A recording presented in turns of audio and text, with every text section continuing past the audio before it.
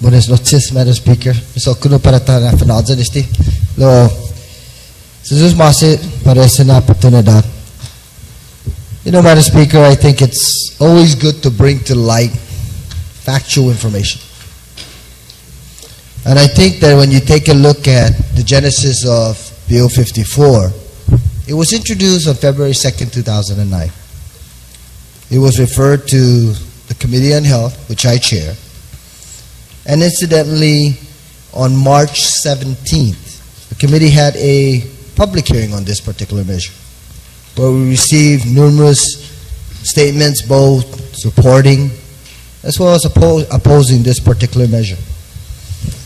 And then on March 30th, which was obviously a week and a half later, it was reported out of my committee. March 30th, 2009, Madam Speaker. Well, incidentally, in May of this year, my office was visited by a number of individuals who had raised concerns about provisions contained in the original legislation that was reported out of my committee that had some constitutional questions. So I requested the Committee on Rules that this bill be referred back to my committee so that I can have some of my staff members do a little bit of research. Well, they conducted research for, keep in mind that was May, for about 2.5 months. When I received an update from them, they stated that the information that we're able to acquire through some of their research work really was not definitive. So I said we've already done enough on the part of the committee. We need to refer to a third party, and that was the Attorney General's office.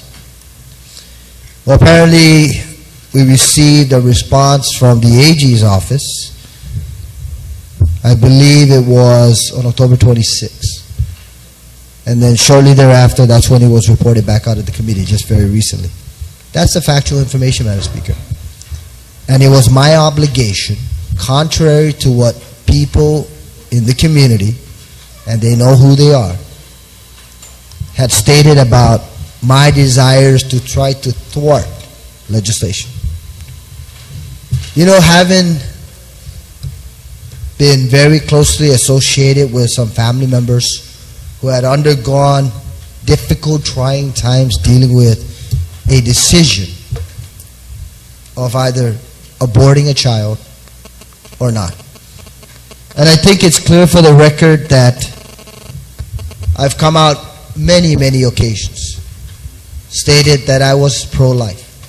There's absolutely no doubt there, and I was approached many years back by a wonderful religious organization, and at that time had inquired with me, and when I said I was pro-life, or they asked if I was anti-abortion, and my statement is that I'm pro-life.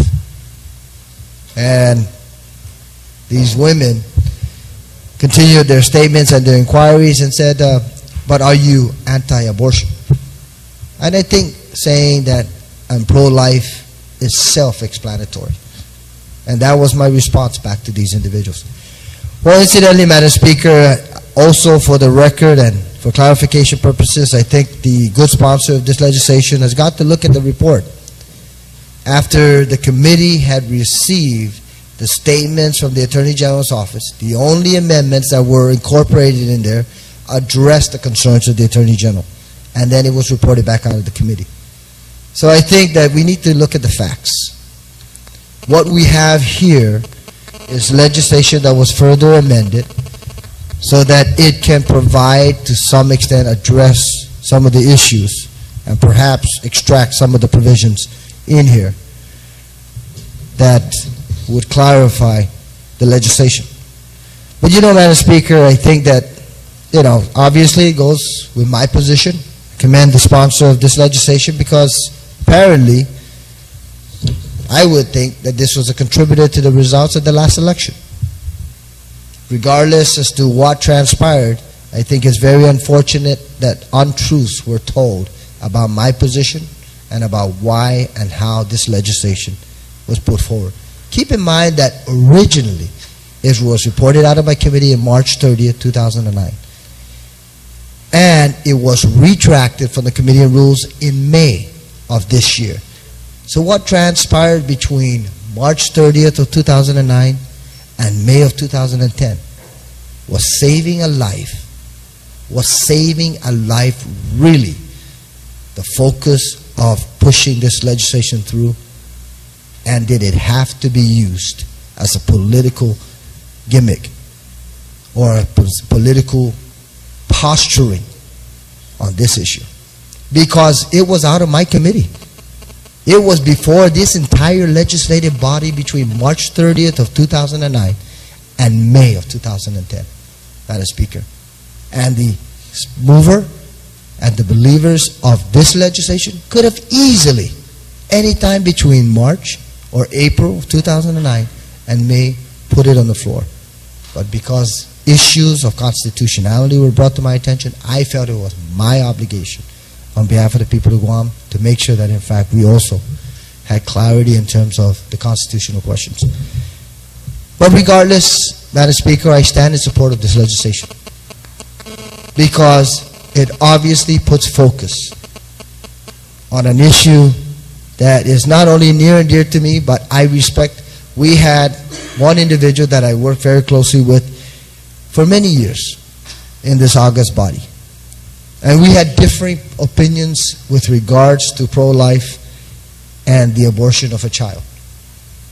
But you know, Madam Speaker, there's one thing that I recall very distinctly about the two of us, is that we always, although we disagreed on this particularly sensitive issue, we always respected each other for that position.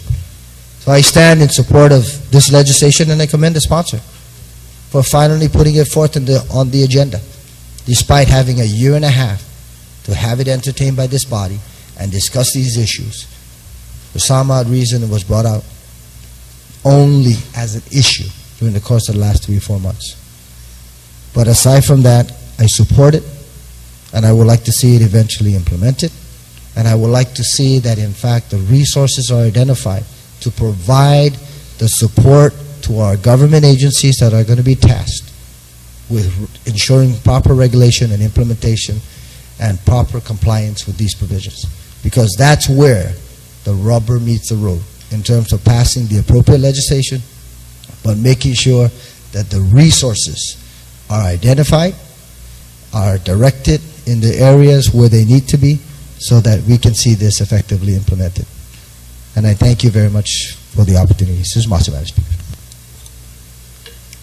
Thank you, Senator Aguon. On the motion, Senator Munya Barnes, you're recognized.